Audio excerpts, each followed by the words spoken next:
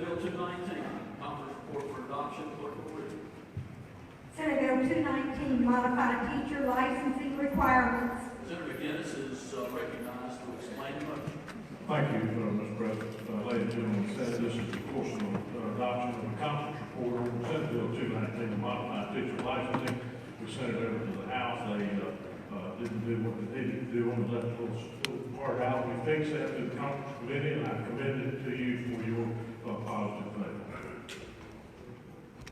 Is there further discussion or debate on the motion? Senator Fitch, what purpose of your item? Just to ask, what does it do? Who did you want to direct your question to? My good brother. Yes. Senator McGinnis, do you yield? I do. He yields. They didn't fix it. Conference committee did fix it. So what does it do? They had for the out-of-state teachers, Mr. President. You may. Thank you. They had for the out-of-state teachers coming in to have no experience, and we added 3 years required experience in order to be able to get a license in North Carolina. And we didn't want a teacher coming in from out of state to use this program that we put together that did not have any experience. That would have been detrimental to our students. On the road. Senator McGinnis, do you yield? Yes, sir. He yields. So the person who comes from out of state and doesn't have 3 years, this program doesn't benefit them at all. That's correct. They would be using the other program, which is already available to them to get a license. Further discussion or debate on the motion? Hearing none, question for the Senate is the adoption of the conference report. All in favor of adopting the conference report, vote aye. All those vote no. 5 seconds will be allowed for the voting. Clerk will report the vote.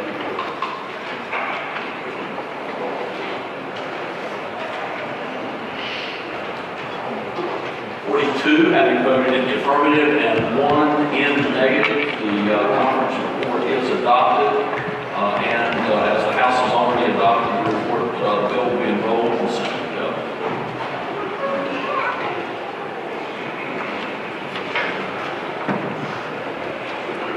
House Bill 370. Clerk will read. House Bill 370, require cooperation with ICE detainers. Senator Edwards is recognized to explain the bill. Thank you, Mr. President. Members of the Senate, I'd like to begin with these words. Please listen to these carefully.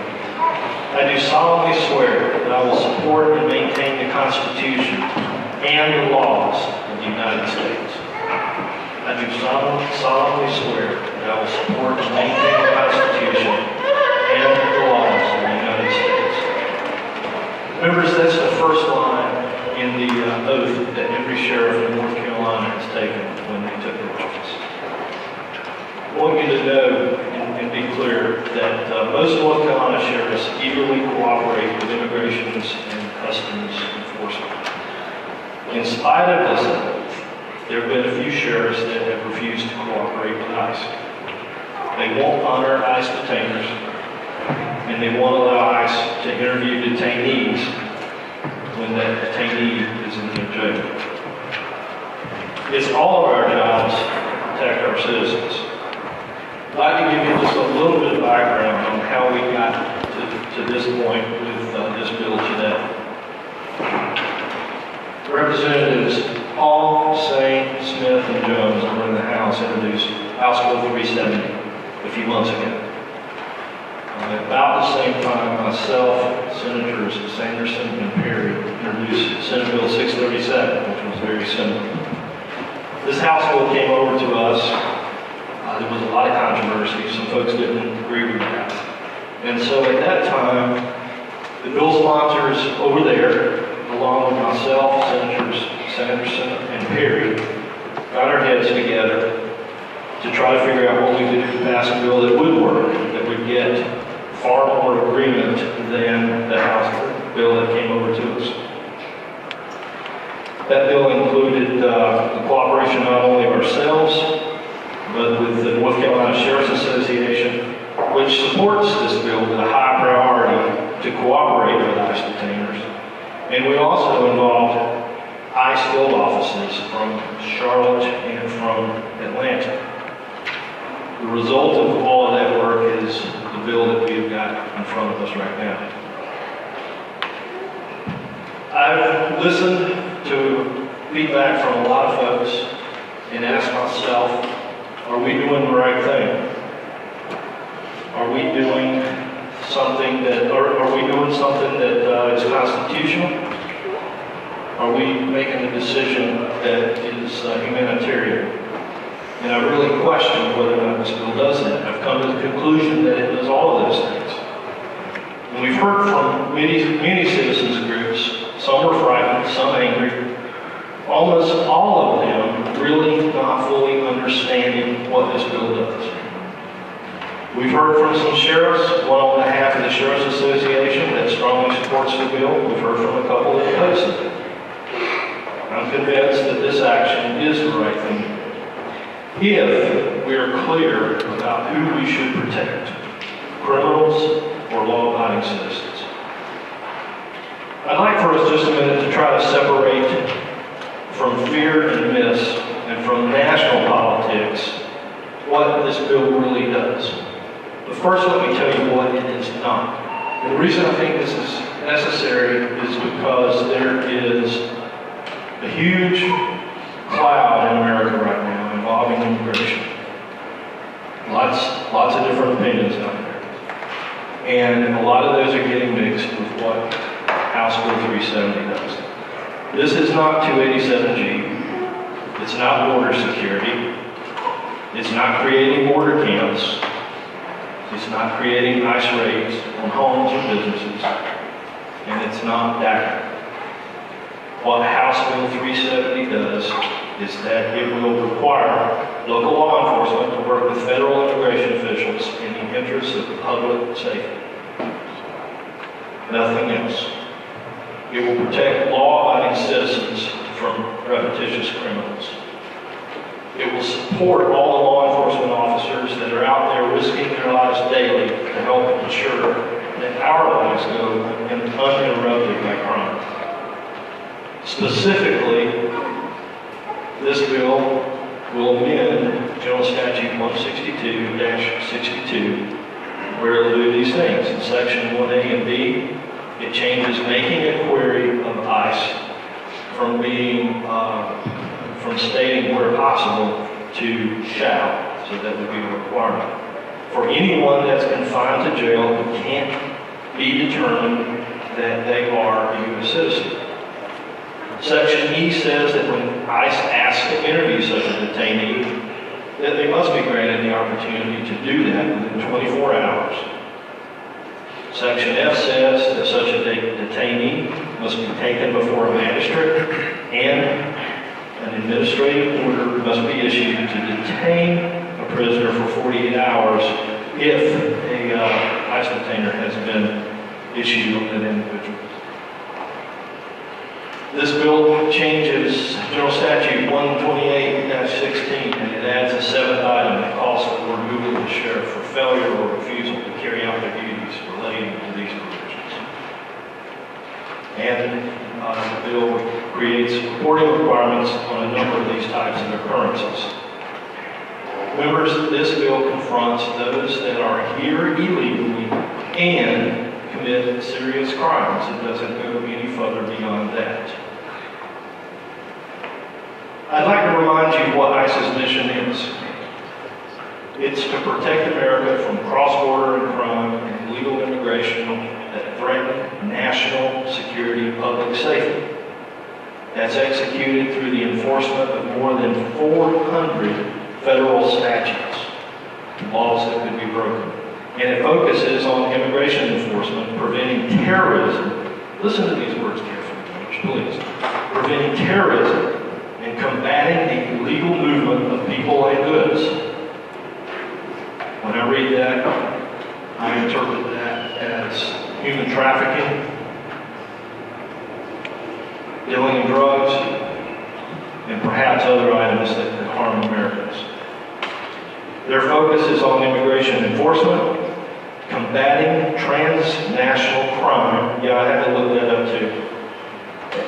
And that's described as one of the country's premier federal law enforcement agencies. ICE is dedicated to detecting and dismantling transnational criminal networks that target American people and threaten our industries, organizations, and financial systems. Combating cross-border criminal activities, the largest single area of responsibility of Homeland Security, the umbrella for ICE, and it's a critical component for the overall safety, security, and well-being of our nation. Remember, what we're talking about is cooperating with an organization that's trying to protect us, our citizens, our sovereignty, our nation. Let's let this thing sink in for just a minute. And let's keep in mind that there are people in this country illegally that want to hurt us. There are people in this country illegally that would want to hurt my granddaughter. Through either some terrorism act, through selling some substance that she would put in her veins, or some other means. And we can say that about the families of every member in here. As this bill moved through committee, I heard several arguments. And I have sincerely gone back and given great consideration to every one of those and asked, are we still doing the right thing? Are we doing the human thing? And I just want to touch base real quick on what some of those arguments are that I've heard, and you may hear those again tonight, and how I reconcile the argument to those points. We heard that it might cost too much. We had one sheriff tell us that it might cost $158 a day, $316 to house somebody for 48 hours. And that might be a reason not to do this. I ask you, would you want to be the one to tell a parent that their child may have been seriously harmed by a criminal that we released because $316 was too much? One of the arguments that we heard is that this bill is not constitutional. There's a couple of things I'd like to call your attention to. On page 24, the Chavez versus Carmichael case, it clearly states that state and local authorities and officers are authorized to cooperate with ICE in the identification, apprehension, detention, or removal of aliens not lawfully present in the United States. And then if you look at each of the 5 individual things that this bill does, I don't know how many of us could reasonably say that there's a constitutional argument on any one of those points.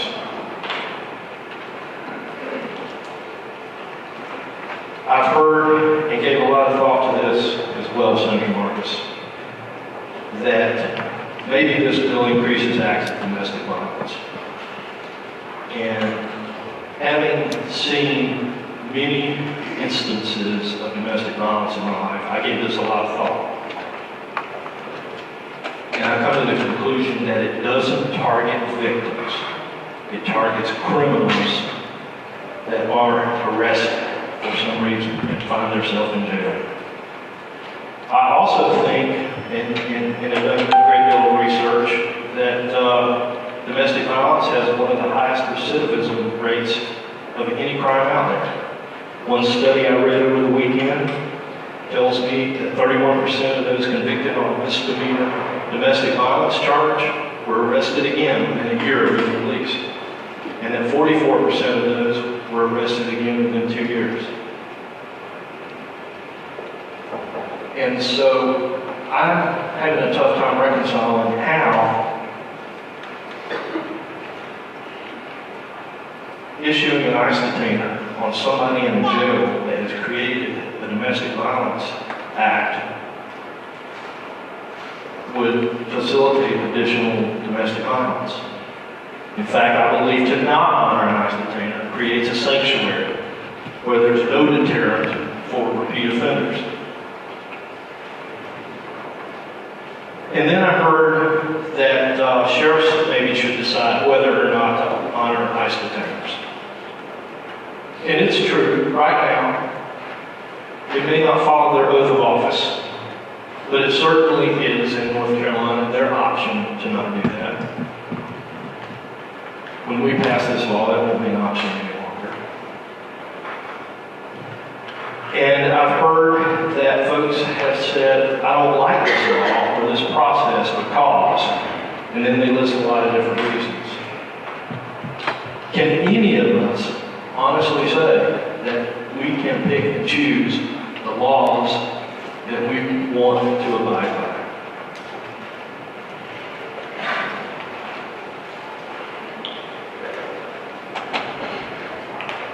I'm going to read another oath to you.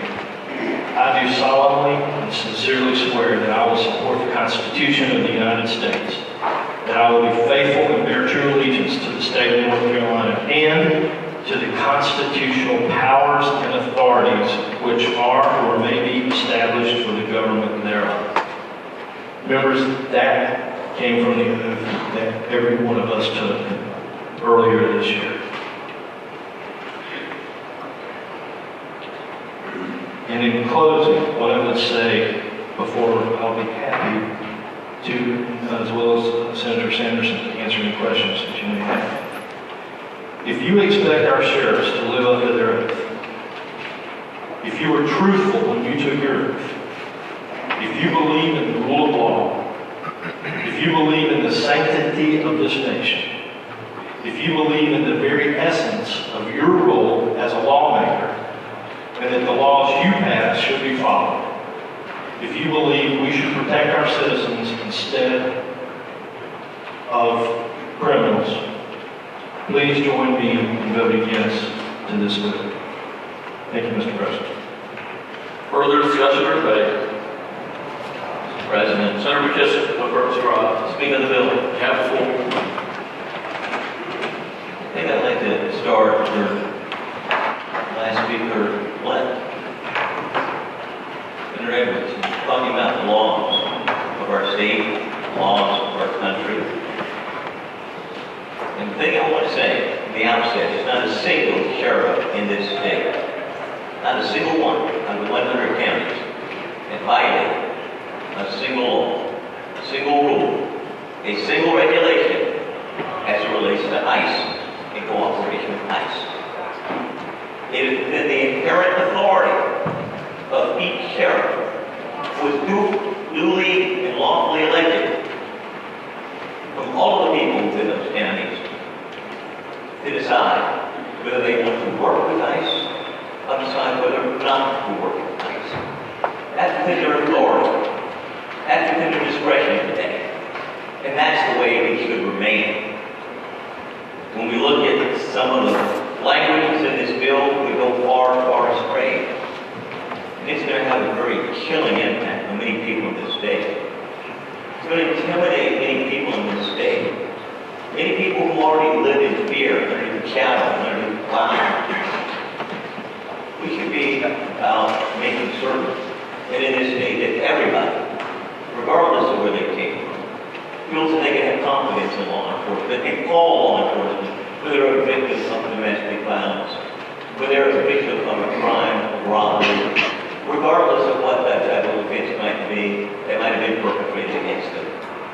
Not to be fearful. Not to be unduly concerned. Unfortunately, this law has that particular cloud and that impact. And additionally, while I've heard it's constitutional, and I've heard a case cited, specifically the case of Chavez versus Carmichael, I'd like to really recite what it said when it came before the North Carolina Court of Appeals. They emphasized that a state court's exercise of jurisdiction to review a federal detainer request, an immigration warrant, infringes upon the federal government's exclusive federal authority over immigration matters. That's what Chavez says. And if we look further at the United States Supreme Court, Arizona versus North Carolina, it recognizes there's a federal preemption when it comes to immigration law. It even goes as far as to say this field preemption reflects a congressional decision to foreclose any state regulation in the areas, even if it is parallel with federal standards. But yet, what is this bill doing? It's set to create a parallel set of standards that's going to be used to detain people. Regardless of what offense somebody might create, it could be a jaywalking offense. It could be a simple trespassing offense. It could be a simple traffic offense. If they end up going and detained in jail, now we have a law that says that sheriff, those law enforcement officers, personnel must, absolutely must, wear it.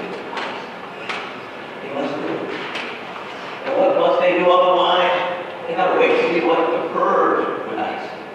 And establish a parallel system, the same type of parallel system that's unconstitutional. A parallel system essentially says, now, if we get information back with ICE, we have a judge, a magistrate, who's going to sit here and conduct a hearing and establishes a detainer process independent from federal law to hold someone for 48 hours. Like Romani Freedom Bill said, 96 hours. Yes, we brought it back for 48 because you felt at least that would be consistent with what ICE would do in the federal standard. But remember, you can't go out there and be a federal system. And then it sits there and says that that person who's being detained, ICE can come and interrogate them. ICE can come in. And this is the process we're now establishing. Under normal law, a person goes before a magistrate. A magistrate looks at the criminal record, they look at the offense with their charge, they determine if they're a threat, and they determine if to be released immediately or if there's a modest bond that allows them to be released. But no, we're establishing a whole new set of standards, which in my mind are clearly unconstitutional. Why would we require our jail to get involved in this process? Why would we establish a process which is clearly inconsistent with what our North Carolina Court of Appeals has said, inconsistent with what the United States Supreme Court has said, but more importantly, if for some reason a sheriff deviates from this process, or some other law enforcement officer, now we have in law a standard that allows them to be removed from office. This is intended to be intimidating. It's intended to be chilling. It's intended to be coercive. To tell these terrorists what they must do. These terrorists were elected by the people in those jurisdictions. Those terrorists hold office in those communities. And they're accountable to the voters in those particular communities. If for some reason they make the wrong choice and the wrong call, they don't do things the way that the public feels is appropriate, then you vote out of office. Straight and simple. But yet this particular bill seems to be targeted for about 8 sheriffs across this state. And I realize they represent about a third of the people in the state, I might say. And I'm sitting here saying, why are we doing it? And Representative Hall said it best when he came before the committee to say that these sheriffs somehow are too progressive. That these sheriffs are heading in the wrong direction. That these sheriffs, are just not doing what we believe is right. We're trying to censor their opportunity to exercise free speech that's constitutionally protected. Why would we go down this path? I do not know. It's certainly not constitutional. It certainly is going to have a secondary impact on people all across the state, regardless of where they came from. And when I think back about what we should be about, we here in this chamber should be about what the Sheriff Wake County talked about. Making certain that everybody across this state who may happen to be a victim of crime is protected and has the opportunities to seek law enforcement and protect the law. So often some of these immigrants with this bill was targeted for people that toil the field. They pick the crop first. They think homeless. They construct so many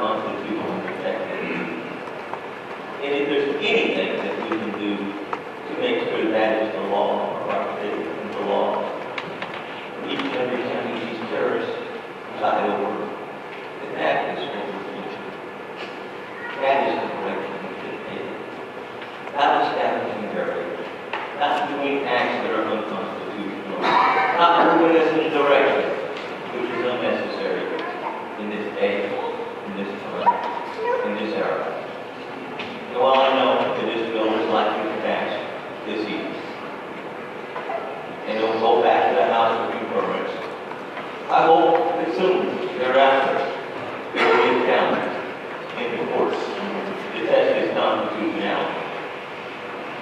It does perhaps, if that is what occurs within these halls, we will rethink the direction that we do. Further discussion, everybody. Senator Sanderson, for what purpose rise? Speaking bill. You have the floor. Thank you, Mr. President. Mr. President, I'm going to take up where the last speaker, Senator McKissick, left off. And just add a few things that I think needs to be brought to our attention. Now, I don't know if there's anybody in this body that's ever stood before a judge or an official and taken that oath that Senator Edwards read a few minutes ago, but I have.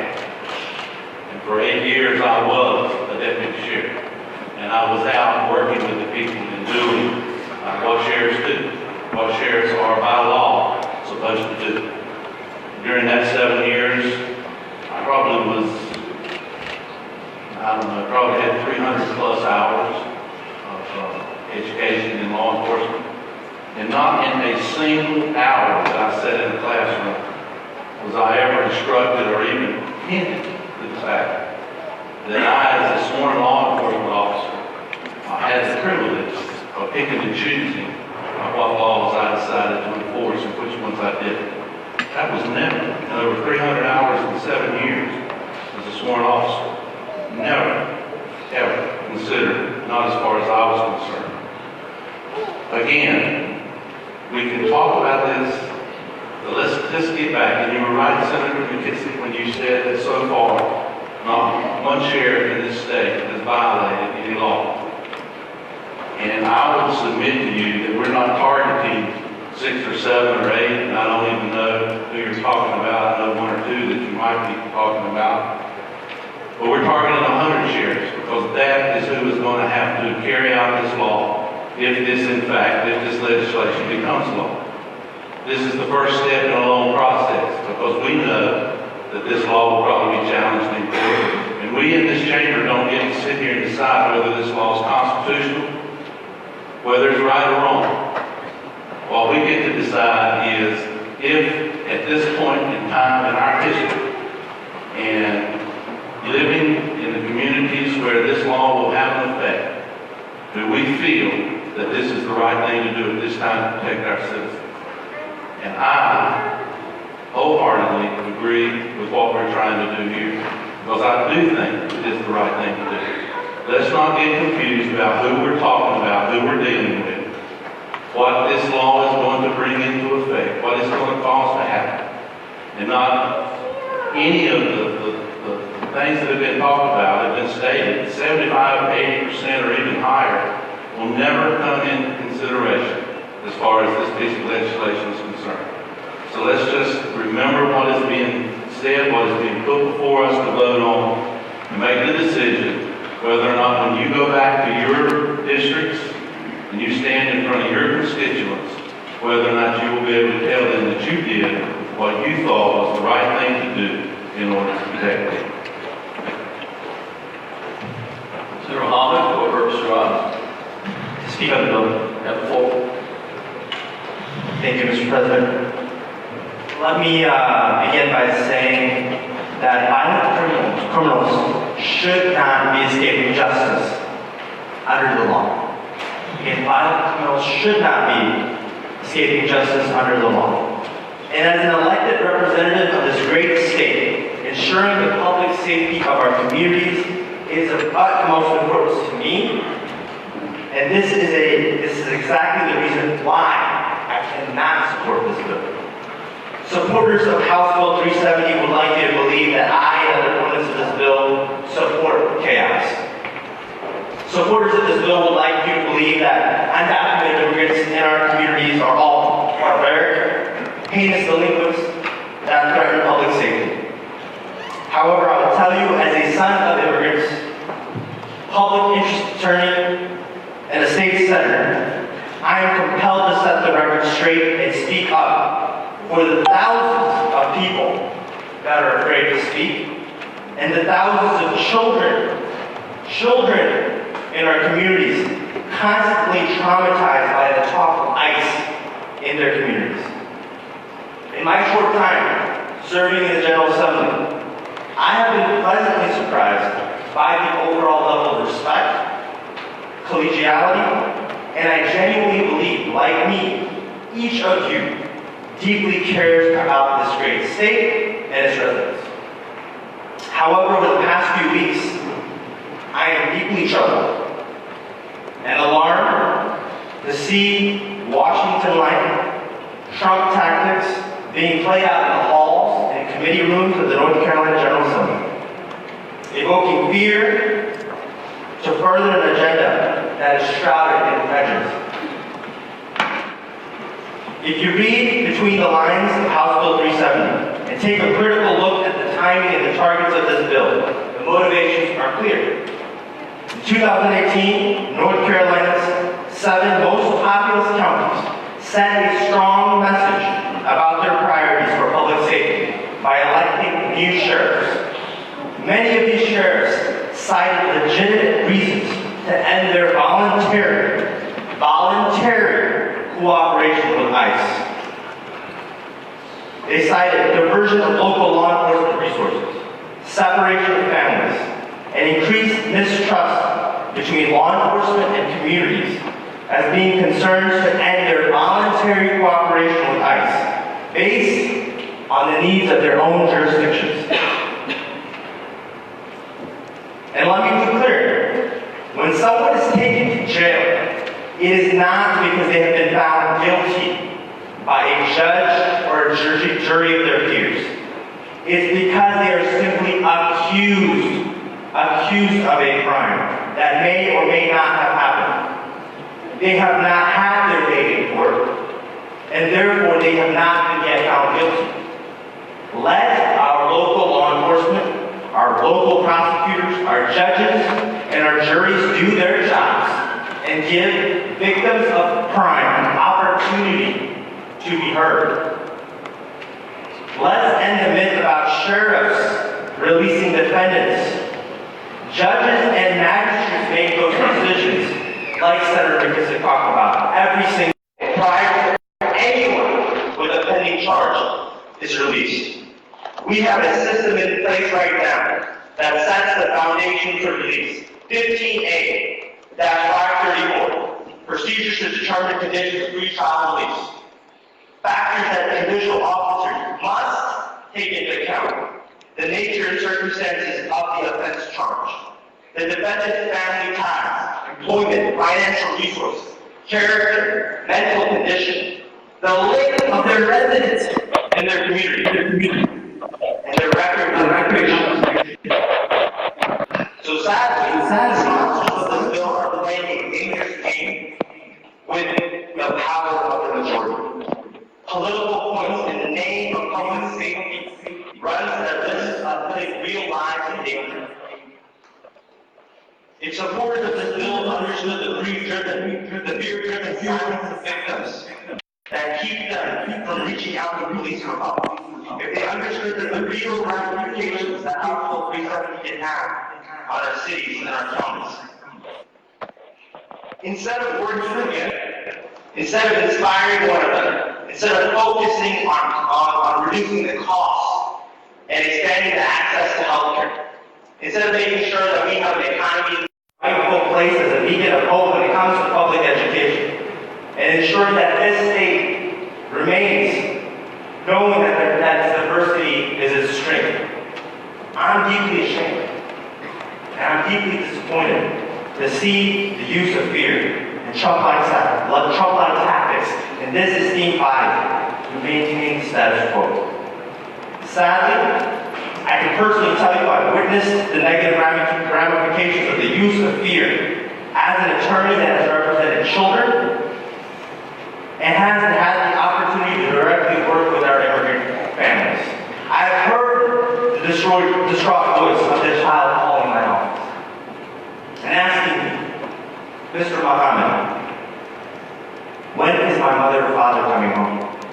After being stopped for a broken taillight.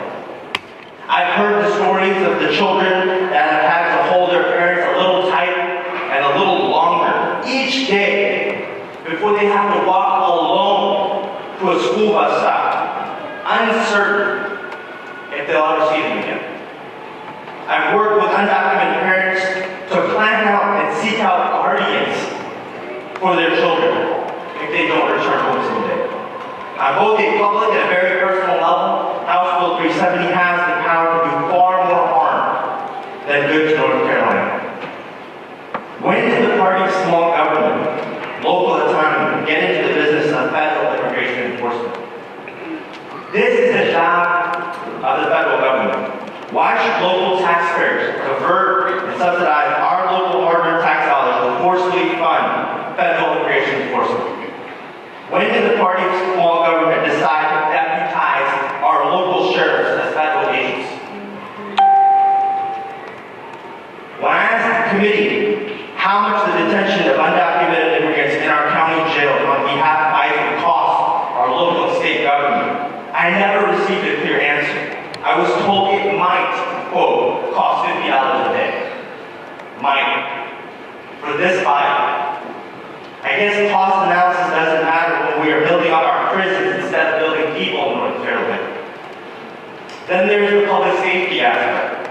In my conversations with local prosecutors, victims are so afraid of retaliation by law enforcement that they call immigration attorneys or seek out immigration attorneys before they call 911. Violent criminal defendants have walked because undocumented victims feared law enforcement.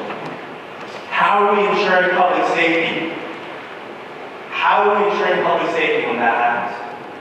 When crimes go unreported, that harms all our communities across this great state. For those reasons and many more, I cannot support House Bill 370, and I encourage anyone in this chamber with a heart, a mind, and a soul to do the same. Thank you, Mr. President. Further discussion or debate?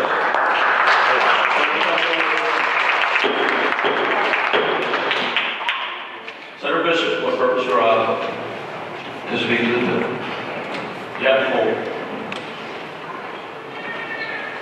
You know, it's unfortunately a recurring theme that issues over which reasonable minds can differ are instead treated today when there are opposing arguments as betraying some evil or some ill intent or some reprehensible motive. I think that's unfortunately responsible for the decay in our discourse in so many ways. I look around at other areas of the law in which we've always experienced and always expected cooperation between state and federal authorities, and I see many of them. How many times have you seen federal agencies and state agencies under the direction and with the involvement of prosecutors, DAs, and U.S. attorneys deal with drug rings or sex trafficking rings or scams or illegal importation and movement of contraband like cigarettes or whatever? I can't even name them all or come up with a decent long list, but it's long. As long as I've been, I'm not a criminal lawyer, but as long as I've been practicing law, as long as I've been a citizen, I can think of time and time again when we've seen federal and state criminal authorities cooperate with one another. I've always understood it to be standard. So now I hear from opponents of this bill on the floor tonight that we should leave this problem entirely to federal immigration authorities and state and local authorities, as several sheriffs have decided, should not provide one whit of cooperation. This bill does not require 287G. That's a bigger deal. The sheriff enter into a contract with the federal government under a statute, deputizes sheriff's deputies then as federal ICE agents and gives them direct access to ICE databases, and then prisoners are held essentially at the disposition of ICE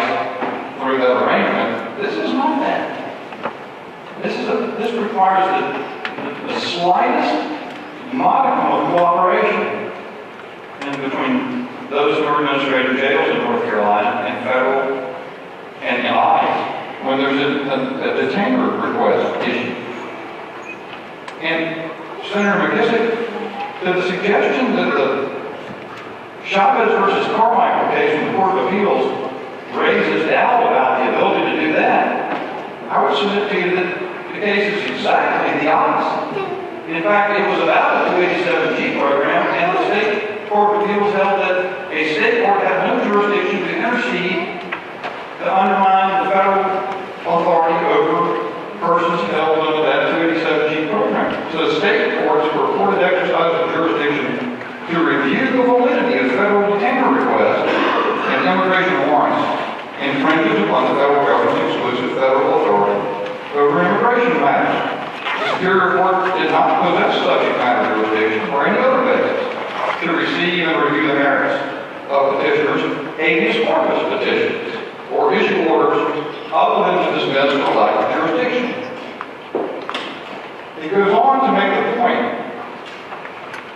that even if the express 287G agreement between the sheriff and ICE did not exist or was invalid, federal law permits and empowers state and local authorities and officers to communicate with ICE regarding the immigration status of any individual or otherwise to cooperate with ICE in the identification, apprehension, detention, or removal of aliens not lawfully present in the United States.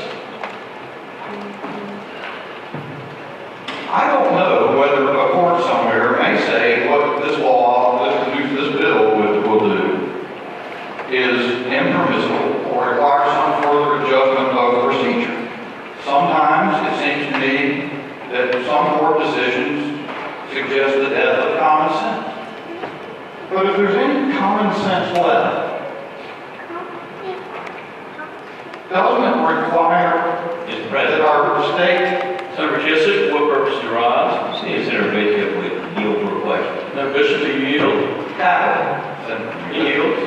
Senator Bishop, why do you think there's a provision in this bill that basically says if you're a law enforcement officer and you take actions underneath this bill and it's found to be incorrect, inappropriate, unconstitutional, you're exempt from liability? Do you think it's there because it's so clear that it's constitutional? I think, Senator McKissick, that as I suggested, courts will surprise us a lot. And in the event that an officer doing his duty under this law comes to be subject to attack under such a lawsuit, it would be appropriate to exempt that officer from liability. The state should take the liability. If we determine that, if indeed at some point in time there's a need to modify procedures from those that have been attacked, ICE continues to modify its procedures to respect people's rights. And if there's a further modification to be required, then we ought to make it when the time comes. But it doesn't answer the question, it seems to me, to say that we ought to subject officers to liability, if that's what Senator you're suggesting.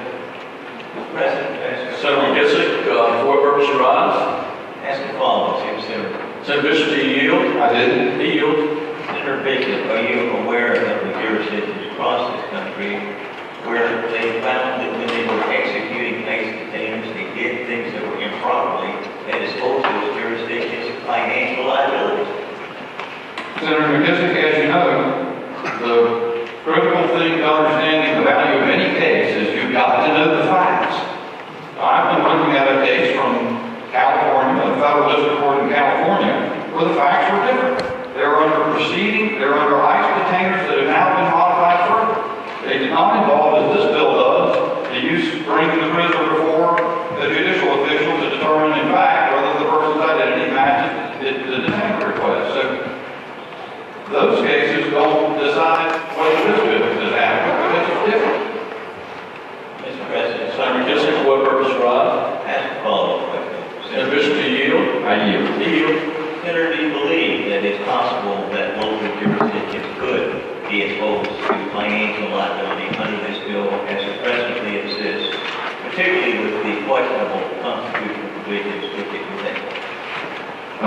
disagree with the premise that it contains questions about